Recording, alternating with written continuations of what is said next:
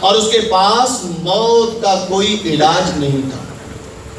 ان تین چیزوں کے علاج سے وہ عاجز تھے۔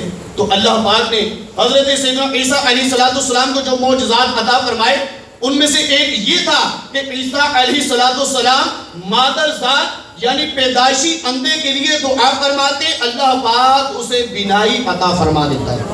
عیسیٰ علیہ السلام کوڑی کے مشق کے لیے جسم پر ہاتھ پھیرتے تھے، اللہ پاک اسے شفا عطا فرما دیتا۔ اور عیسیٰ علیہ السلام نے اللہ پاک کی دی ہوئی طاقت سے مردوں کو بھی زندہ فرمایا۔ الغرض اسی طرح ہر نبی کو اس کے دور کے ماحول کے مطابق اور اس کی قوم کے مزاج اور طبیعت کے مناسب معجزات عطا ہوئے۔ پھر جب ہمارے پیارے پیارے آقا مدینے والے مصطفیٰ صلی اللہ تعالیٰ علیہ وآلہ وسلم دنیا میں تشریف لائے تو وہ زبان و کلام کا دور تھا۔ عرب کے لوگ بڑے بڑے فصیح و بلیغ یعنی بڑی روانی کے ساتھ حسب موقع گفتگو کرنے والے تھے۔ انہیں اپنی زبان پر بڑا ناز تھا، لیکن جب ان کے سامنے بروز محشر امت کی شفاعت فرمانے والے آقا، تمام بلاؤں سے بچانے والے مصطفیٰ صلی اللہ تعالیٰ علیہ وآلہ وسلم نے قرآن پاک کی آیات تلاوت فرمائی، وہ لوگ حیران ہو گئے، قرآن پاک کا مقابلہ کرنے سے عاجز آ گئے اور ماننے پر مجبور ہو گئے۔ یہ کسی بشر کا کلام نہیں ہے، خود اللہ پاک نے اپنے پیارے حبیب علیہ السلام کی زبان میں ایسی فصاحت اور بلاغت یعنی خوش الحالی رکھی کہ جس کی مثال نہیں ملتی۔ اعلیٰ حضرت رضی اللہ تعالیٰ عنہ فرماتے ہیں کہ میں نثار تیرے کلام پر تیرے کلام پر ملیوں کو کس کو زبان نہیں، میں نثار تیرے کلام پر ملیوں کو کس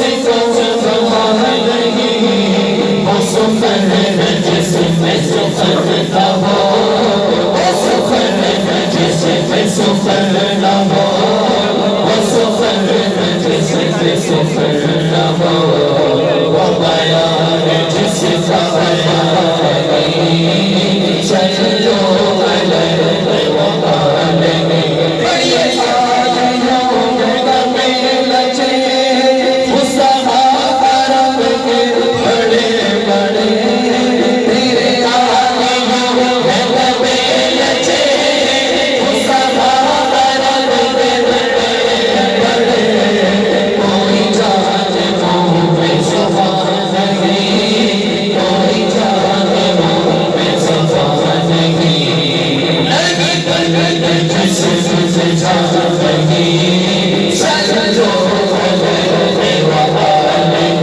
بڑی چلو علیہ وآلہ چلو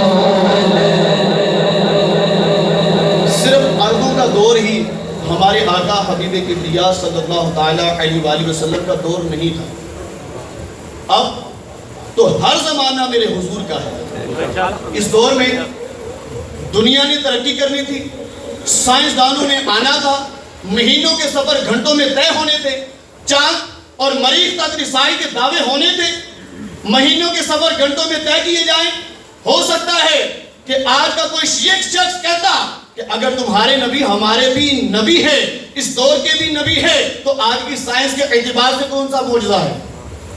تو معجزہ معراج ایک ایسا جواب ہے جس کا جواب ساری دنیا کی سائنس کے پاس نہیں۔ سبحان اللہ۔ آج کی رات ہی وہ عظیم رات ہے جس میں یہ معجزہ ہمارے آقا مدینے والے مصطفیٰ صلی اللہ تعالیٰ علیہ وآلہ وسلم کو عطا ہوا۔ اسی رات رب کریم عز و جل نے آپ علیہ السلام کو اپنے دیدار سے مشرف فرمایا اور آپ نے عالم بیداری میں سر کی آنکھوں سے اپنے رب عز و جل کے جلوے دیکھے۔ تو اعلیٰ حضرت یہاں بھی بڑی پیاری بات لکھتے ہیں کہ بندہ ملنے کو قریب حضرت قادر گیا، بندہ ملنے کو قریب حضرت قادر گیا، لمحہ باطن میں گمنے جلوائے ظاہر گیا، اللہ اللہ یہ علو خاص عبدیت رضا، بندہ ملنے کو قریب حضرت قادر گیا۔ تو پیارے پیارے اسلامی بھائیوں، قرآن پاک میں واقعی معراج اور معجزہ معراج کے بعد حصے کو پارہ 15 سورہ بنی اسرائیل کے آیت نمبر 1 میں یوں بیان کیا ہے۔ اللہ پاک ارشاد فرماتا ہے، ترجمہ کنز الایمان پاکی ہے اسے جو راتوں رات اپنے بندے کو لے گیا مسجد حرام یعنی خانہ کعبہ سے مسجد اقصی یعنی بیت المقدس کے گردا گرد ہم نے برکت رکھی کہ ہم اسے اپنی عظیم نشانیاں دکھائے، بے شک وہ سنتا دیکھتا ہے۔ مولانا نعیم الدین مراد آبادی رحمۃ اللہ تعالی علیہ نے خزائن العرفان میں اس آیت کریمہ کے تحت جو کچھ ارشاد فرمایا اس کا خلاصہ پیش خدمت ہے۔ معراج شریف نبی پاک علیہ الصلوۃ والسلام کا ایک معجزہ ہے۔ معراج شریف اللہ پاک کی ایک ایسی عظیم نعمت ہے کہ جس سے حضور علیہ الصلوۃ والسلام کا بارگاہ الہی میں کمال قرب ظاہر ہوتا ہے، اور یہ ایسا ہے جو مخلوق میں آپ علیہ السلام کے سوا کسی اور کو میسر نہیں۔ معراج شریف بحالت بیداری جسم اور روح دونوں کے ساتھ واقع ہوئی۔ اب مولانا نعیم الدین مراد آبادی رحمۃ اللہ تعالی علیہ فرماتے ہیں کہ 27ویں رجب کو معراج ہوئی، مکہ مکرمہ سے حضور پر نور صلی اللہ تعالی علیہ وآلہ وسلم بیت المقدس تک شب کے چھوٹے سے حصے میں تشریف لے جانا یہ نص قرآنی سے ثابت ہے۔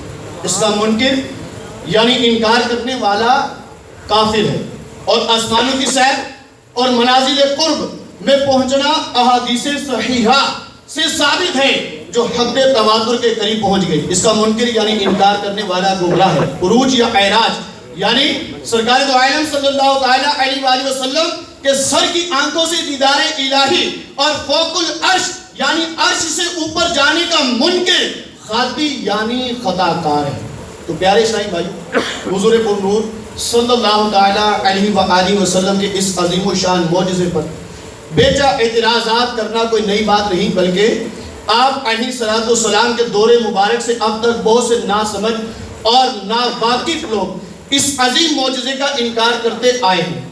ایک مسلمان کے لیے بس یہی کافی ہے کہ اس واقعے کو عقل کے ترازو میں تولنے کے بجائے اللہ پاک کی طاقت اور قدرت کو پیش نظر رکھے، کیونکہ اللہ پاک ہر چیز پر قادر ہے۔ اس بات کو مزید سمجھنے کے لیے حضرت سیدنا سلیمان علی نبینا و علیہ الصلوۃ والسلام کے امتی حضرت آصف بن برقیہ رضی اللہ تعالی عنہ کی یہ کرامت ذہن میں لائیے کہ انہوں نے 80 گز لمبا 40 گز چوڑا ہیروں اور جواہرات سے آراستہ تک پلک جھپکنے سے پہلے یمن سے ملک شام میں پہنچا دیا۔ اس واقعے کو قرآن کریم میں اللہ پاک نے پارہ 19 سورہ نمل کی آیت نمبر 40 میں یوں بیان فرمایا۔ اللہ پاک ارشاد فرماتا ہے، ترجمہ کنز الایمان، اس نے عرض کی جس کے پاس کتاب کا علم تھا کہ میں اسے حضور میں حاضر کر دوں گا یہ ایک پل مارنے سے پہلے۔ تو اب غور کیجئے کہ جب اللہ پاک نے حضرت سیدنا سلیمان علیہ السلام کے ایک امتی کو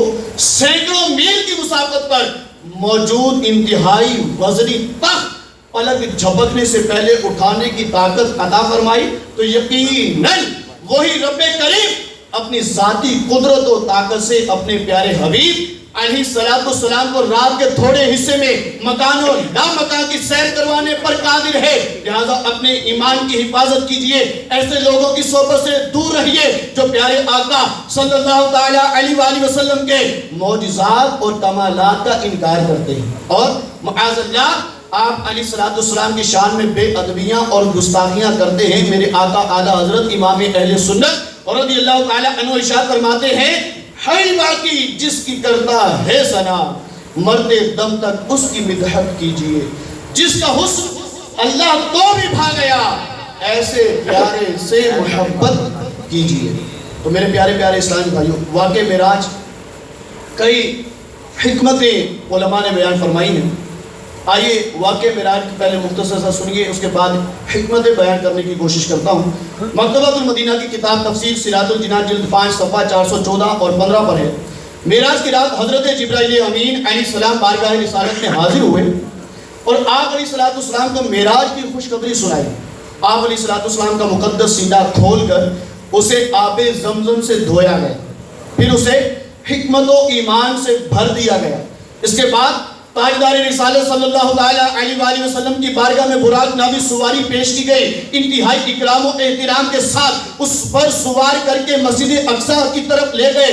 بیت المقدس میں نبی پاک صلی اللہ تعالیٰ علیہ وآلہ وسلم نے تمام انبیاء کرام علیہ السلام کی امامت فرمائی. پھر وہاں سے آسمانوں کی سیر کی طرف متوجہ ہوئے. حضرت جبرائیل امین علیہ السلام نے باری باری تمام آسمانوں کے دروازے کھلوائے. پہلے آسمان پر آدم علیہ السلام سے ملاقات, دوسرے آسمان پر حضرت یحییٰ اور عیسیٰ علیہ السلام سے ملاقات ہوئی, تیسرے آسمان پر حضرت یوسف علیہ السلام سے ملاقات ہوئی, چوتھے پر حضرت ادریس علیہ السلام سے ملاقات, پانچویں آسمان پر حضرت ہارون علیہ السلام سے ملاقات ہوئی, چھٹے آسمان پر موسیٰ علیہ السلام اور ساتویں آسمان پر ابراہیم علیہ السلام حضور اقدس علیہ السلام کی زیارت اور ملاقات سے مشرف ہوئے. اور انہوں نے حضور انور صلی اللہ تعالیٰ علیہ وآلہ وسلم کی عزت و تکریم کی اور تشریف آوری کی مبارک باتیں دی. حتیٰ کہ نبی پاک صلی اللہ تعالیٰ علیہ وآلہ وسلم ایک آسمان سے دوسرے آسمان کی طرف سیر فرماتے اور وہاں کے عجائبات دیکھتے اور تمام مقربین کی آخری منزل سدرۃ المنتہا تک پہنچے. اس جگہ سے آگے بڑھنے کی چونکہ کسی مقرب فرشتے کو بھی مجال نہیں, اس لیے حضرت جبریل امین علیہ السلام آگے ساتھ جانے سے معذرت کر کے وہی رہ گئے. پھر مقام قرب خاص میں حضور پرنور صلی اللہ تعالیٰ علیہ وآلہ وسلم نے ترقیاں فرمائی اور اس قرب اعلیٰ میں پہنچے جس کے تصور تک مخلوق کے افکار و خیالات کی پرواز سے عاجز ہے. وہاں رسول اکرم صلی اللہ تعالیٰ علیہ وآلہ وسلم پر خاص رحمت اور کرم ہوا اور آپ علیہ السلام انعامات الہیہ اور مخصوص نعمتوں سے سرفراز کیے گئے. زمین و آسمان کی بادشاہت اور ان سے افضل و برتر علوم پائے. امت کے لیے نماز فرض ہوئی. نبی پاک صلی اللہ تعالیٰ علیہ وآلہ وسلم نے بعض گناہگاروں کی شفاعت فرمائی, جنت و دوزخ کی سیر کی اور پھر دنیا میں اپنی جگہ واپس تشریف لے آئے.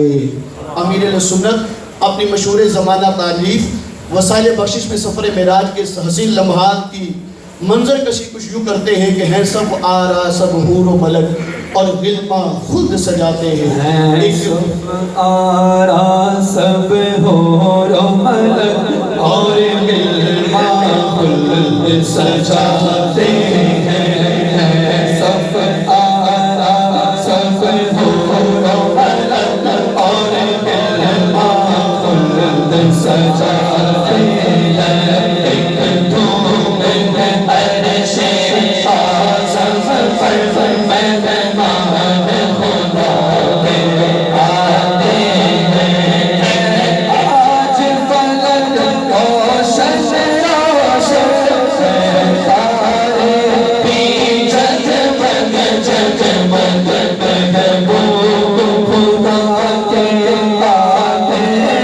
ایسا واقعہ ہے جس سے ایمان کو جلا ملتی ہے, یعنی نئی زندگی ملتی ہے.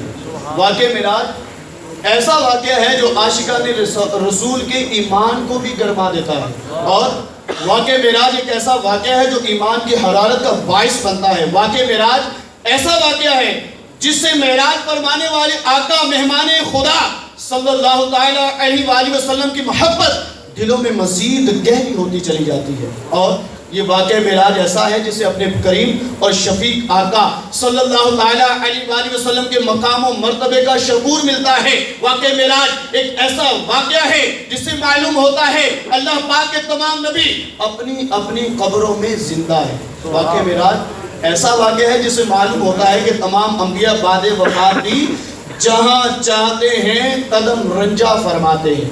واقعہ معراج سے معلوم ہوتا ہے کہ اللہ پاک کی قدرت سے کچھ بعید نہیں, یعنی وہ سب کچھ کر سکتا ہے. بے شک جس سے معلوم ہوتا ہے کہ اللہ پاک جو چاہتا ہے کرتا ہے. واقعہ معراج ایسا واقعہ ہے جس سے معلوم ہوتا ہے کہ اللہ پاک کی بارگاہ میں تمام انبیاء کرام کا مرتبہ کچھ اور ہے, جبکہ آقا کریم صلی اللہ تعالیٰ علیہ وآلہ وسلم کا مرتبہ کچھ اور ہے. واقعہ معراج اور اس کے ہر پہلو میں کئی حکمتیں ہیں. مفتی احمد یار خان نعیمی رحمۃ اللہ تعالیٰ علیہ نے بڑی حکمت بیان فرمائی. وہ تمام معجزات اور درجات جو انبیاء کرام علیہ السلام کو علیحدہ علیحدہ عطا فرمائے گئے وہ تمام بلکہ ان سے بڑھ کر کئی معجزات حضور صلی اللہ تعالیٰ علیہ وآلہ وسلم کو عطا کیے گئے. تو معراج کی ایک حکمت بیان کرتے ہوئے مفتی احمد یارقہ نعیمی رحمۃ اللہ تعالی علیہ فرماتے یوں تو پیغمبروں نے اللہ پاک کی جنت اور دوزخ کی گواہی دی. تمام پیغمبروں میں اللہ پاک کی جنت اور دوزخ کی گواہی دی اور ان تمام نے اپنی امتوں سے اشہد ان لا الہ الا اللہ بھی پڑھوایا، مگر ان حضرات انبیاء کرام میں سے کسی کی گواہی دیکھی ہوئی نہ تھی اور گواہی کی انتہا دیکھنے پر ہوتی ہے. تو ضرورت تھی کہ ان انبیاء کرام علیہ السلام کی جماعت پاک میں سے کوئی ایسی ہستی بھی ہو کہ جو ان تمام چیزوں کو دیکھ کر گواہی دے. اس کی گواہی پر شہادت کی تکمیل ہو جائے. یہ شہادت کی تکمیل حضور علیہ السلام کی ذات پر ہوئی اور حضور علیہ السلام نے ان تمام چیزوں کو اپنی مبارک آنکھوں سے ملاحظہ فرمایا اور اس کی گواہی بھی دی. تو پیارے پیارے اسلامی بھائیوں، معراج کی تیسری حکمت بیان کرتے ہوئے مفتی احمد یارقہ نعیمی رحمۃ اللہ تعالی علیہ فرماتے ہیں حضور علیہ السلام اللہ پاک کی عطا سے اس کی تمام سلطنت کے مالک ہیں. اسی لیے جنت کے پتے پتے پر حوروں کی آنکھوں پر غرض یہ کہ ہر جگہ لا الہ الا اللہ محمد رسول اللہ صلی اللہ تعالی علیہ وآلہ وسلم ہی لکھا ہوا ہے. یعنی یہ چیزیں اللہ پاک کی بنائی ہوئی ہے اور محمد رسول اللہ صلی اللہ تعالی علیہ وآلہ وسلم کو اللہ نے دی ہوئی ہے. تو معراج کروانے میں اللہ پاک کی مرضی یہ تھی کہ مالک کو اس کی ملکیت دکھا دی جائے. جو مالک ہے اس کو اس کی ملکیت دکھا دی جائے. تو اعلیٰ حضرت کے شہزادے یہاں پر لکھتے ہیں کہ دے دیے تم کو اپنے خزانے رب عزت رب الا نے دونوں جہاں کی نعمت والے تم پر لاکھوں سلام. عرش الا پر رب نے بلایا اپنا جلوہ خاص دکھایا. خلوت والے جلوت والے تم پر لاکھوں سلام. تخت تمہارا عرش خدا کا ملک خدا ہے ملک تمہارا رب کی اعلیٰ خلافت والے تم پر لاکھوں سلام. تم کو دیکھا حق کو دیکھا آپ کی صورت اس کا جلوہ اچھی اچھی صورت والے تم پر لاکھوں سلام. چشم سر نے حق کو دیکھا دل نے حق کو حق ہی جانا اے حقانی صورت والے تم پر لاکھوں سلام تم پر لاکھوں سلام. تو پیارے پیارے اسلامی بھائیوں، سفر معراج ہمارے آقا مدینے والے مصطفیٰ صلی اللہ تعالیٰ علیہ وسلم نے کئی عجائبات قدرت کے ملاحظہ کیے. اس مبارک سفر کی ایک خاص بات یہ بھی تھی کہ اللہ پاک کے پیارے نبی صلی اللہ تعالیٰ علیہ وآلہ وسلم نے رب کریم کی ایک عظیم الشان نشانی یعنی جنت اور وہاں موجود نعمتوں کو بھی اپنی مبارک آنکھوں سے ملاحظہ فرمایا. کئی احادیث طیبہ میں آپ علیہ السلام نے ان چیزوں کو بیان فرمایا. حضور علیہ السلام فرماتے ہیں معراج کی رات میرا داخلہ جنت میں ہوا. میں نے دیکھا کہ اس کے سنگ ریزے موتیوں کے اور اس کی مٹی خشک مشک کی. پھر میں نے نہریں دیکھی ایک پانی کی جو تبدیل نہیں ہوتا، دوسری دودھ کی جس کا ذائقہ ہی نہیں بدلتا، تیسری شراب کی جس پہ پینے والوں کے لیے صرف لذت ہے نشہ نہیں، چوتھی نہر پاکیزہ اور صاف ستھرے شہد کی. جنت کے پرندے اونٹوں کی طرح تھے. اس میں اللہ کریم نے اپنے نیک بندوں کے لیے ایسے ایسے انعامات تیار کر رکھے ہیں جنہیں کسی آنکھ نے نہ دیکھا، نہ کسی کان نے سنا اور نہ کسی انسان کے دل پر اس کا خیال گزرا. اعلیٰ حضرت یہاں بھی بڑی پیاری بات لکھتے ہیں کہ وہ برج بطحا کا ماہ پارا بہشت کی سیر کو سدھارا چمک میں تھا خود کا ستارہ کہ اس قمر کے قدم گئے تھے. اعلیٰ حضرت فرماتے ہیں کہ معراج کی رات وادی مکہ کے چاند جب جنت کی سیر کو تشریف لے گئے تو جنت کے مقدر کا ستارہ چمک اٹھا کیونکہ جنت میں ماہتاب رسالت صلی اللہ تعالیٰ علیہ وآلہ وسلم کے مبارک قدم جو لگ رہے تھے. حضرت سیدنا ابو ہریرہ رضی اللہ تعالیٰ عنہ سے روایت ہے رسول اللہ صلی اللہ تعالیٰ علیہ وآلہ وسلم نے ارشاد فرمایا شب معراج جنت میں جب داخل ہوا تو سونے سے آراستہ ایک محل کے پاس سے میرا گزر ہوا. میں نے پوچھا یہ محل کس کا ہے؟ فرشتوں نے عرض کی یہ ایک عربی نوجوان کا ہے. میں نے کہا میں عربی ہوں. فرشتوں نے کہا یہ ایک قریشی نوجوان کا ہے. میں نے کہا میں قریشی ہوں. فرشتوں نے عرض کی یہ امت محمدیہ کے ایک شخص کا ہے. میں نے کہا انا محمد میں محمد صلی اللہ تعالیٰ علیہ وآلہ وسلم تو میں ہوں. فرشتوں نے عرض کی یہ محل عمر بن خطاب رضی اللہ تعالیٰ عنہ. نبی پاک صلی اللہ تعالیٰ علیہ وآلہ وسلم نے ارشاد فرمایا تو میں نے چاہا کہ میں اس محل میں داخل ہو جاؤں تاکہ اسے دیکھ سکوں مگر مجھے تمہاری غیرت یاد آ گئی. یہ سن کر امیر المؤمنین حضرت سیدنا عمر فاروق اعظم رضی اللہ تعالیٰ عنہ عرض کرنے لگے یا رسول اللہ صلی اللہ تعالیٰ علیہ وآلہ وسلم میرے ماں باپ آپ پر قربان، کیا میں آپ پر بھی غیرت کروں گا؟ تو میرے پیارے پیارے اسلامی بھائیوں، اس حکایت سے جہاں امیر المؤمنین سیدنا فاروق اعظم رضی اللہ تعالیٰ عنہ کا مقام و مرتبہ معلوم ہوتا ہے، تو ہمیں چاہیے کہ ہم صحابہ اکرام علیہ رضوان کے نقش قدم پر چلتے ہوئے اپنے اندر نیک خصلتیں بیدار کریں، جنت کی سیر فرمانے والے مصطفیٰ صلی اللہ تعالیٰ علیہ وآلہ وسلم کے جنتی مشاہدات کے ضمن میں دو روایتیں مزید سنیے۔ ایک اور حدیث پاک میں آتا ہے، معراج کی رات جنت میں رسول خدا صلی اللہ تعالیٰ علیہ وآلہ وسلم نے چند بلند و بالا محلات ملاحظہ فرمائے، جن کے بارے میں پوچھنے پر حضرت جبرائیل علیہ السلام نے عرض کیا، یہ غصہ پینے والوں اور لوگوں سے درگزر کرنے یعنی معاف کرنے والوں کے لیے ہے، اور اللہ پاک احسان کرنے والوں کو پسند فرماتا ہے۔ ایک اور حدیث پاک میں ہے، سفر معراج کی سہانی رات میں جنت کی سیر کرتے ہوئے تمام نبیوں کے امام ساری خدائی کے سلطان صلی اللہ تعالیٰ علیہ وآلہ وسلم نے موتیوں سے بنے ہوئے گنبد نما خیمے ملاحظہ فرمائے، جن کی مٹی مشک تھی۔ آپ علیہ السلام نے حضرت جبرائیل علیہ السلام سے پوچھا، اے جبریل یہ کس کے لیے ہے؟ عرض کیا، اے محمد صلی اللہ تعالیٰ علیہ وآلہ وسلم، یہ آپ کی امت کے آئمہ اور معدنین کے لیے ہے، یعنی اماموں اور اذان پڑھنے والوں کے لیے ہے۔ تو پیارے پیارے اسلامی بھائیوں، یہ جو روایات ہم نے سنی، ان سے ہمیں یہ ترغیب ملتی ہے کہ ہم نہ صرف غصہ دبائیں، دوسروں سے درگزر سے کام لیں، بلکہ جہاں بھی موقع ملے اہل ہونے کی صورت میں امامت بھی کریں اور اذان دینے کی بھی کوشش کریں۔ اس کے ساتھ ساتھ نماز پڑھنے کی عادت بنائے۔ نماز ایک ایسی عبادت ہے جو اللہ پاک نے اپنے محبوب کریم صلی اللہ تعالیٰ علیہ وآلہ وسلم کو شب معراج میں بطور تحفہ عطا فرمائی۔ چنانچہ جب رسول خدا مکی مدنی مصطفیٰ صلی اللہ تعالیٰ علیہ وآلہ وسلم اللہ پاک کے دیدار سے مشرف ہو کر واپس چھٹے آسمان پر موسیٰ علیہ السلام کے پاس پہنچے، وہ عرض گزار ہوئے، حضور علیہ السلام کے رب نے حضور کی امت پر کیا فرض فرمایا؟ ارشاد فرمایا 50 نمازیں۔ اس پر موسیٰ علیہ السلام نے عرض کیا، اپنے رب کے پاس واپس جائیے اور اس سے کمی کا سوال کیجئے، کیونکہ آپ کی امت سے یہ نہیں ہو سکے گا۔ میں نے بنی اسرائیل کو آزما کر دیکھ لیا، ان کا تجربہ کر لیا۔ یہ سن کر آپ علیہ السلام واپس اللہ پاک کی بارگاہ میں حاضر ہوئے، عرض کیا، اے میرے پیارے پروردگار، میری امت پر کچھ تخفیف فرما۔ اللہ پاک نے 5 نمازیں کم کر دی۔ حضور علیہ السلام واپس آئے، موسیٰ علیہ السلام کے پاس تشریف لائے اور فرمایا 5 نمازیں کم کر دی گئی۔ موسیٰ علیہ السلام پھر عرض گزار ہوئے، حضور کی امت یہ نہ کر سکے گی، واپس اپنے رب کے پاس جائیے اور اس سے کمی کا سوال کیجئے۔ یہ سلسلہ یوں ہی چلتا رہا۔ حضور علیہ السلام رب کائنات عز و جل کی بارگاہ میں حاضر ہوتے تو وہ 5 نمازیں کم فرما دیتا، پھر موسیٰ علیہ السلام کے پاس تشریف لاتے اور وہ کمی کا عرض کرتے، واپس رب تعالیٰ کی بارگاہ میں بھیج دیتے، حتیٰ کہ اللہ پاک نے اے محمد صلی اللہ تعالیٰ علیہ وآلہ وسلم سے فرمایا، دن اور رات میں یہ 5 نمازیں ہیں، ہر نماز کا ثواب 10 گنا ہے۔ اس طرح 50 نمازیں ہوئی۔ جو نیکی کا ارادہ کرے پھر اسے نہ کرے تو اس کے لیے 1 نیکی لکھ دی جائے گی، اگر کر لے 10 نیکیاں لکھی جائیں گی، اور جو برائی کا ارادہ کرے پھر اس سے باز رہے تو اس کے نامہ اعمال میں کوئی برائی نہیں لکھی جائے گی۔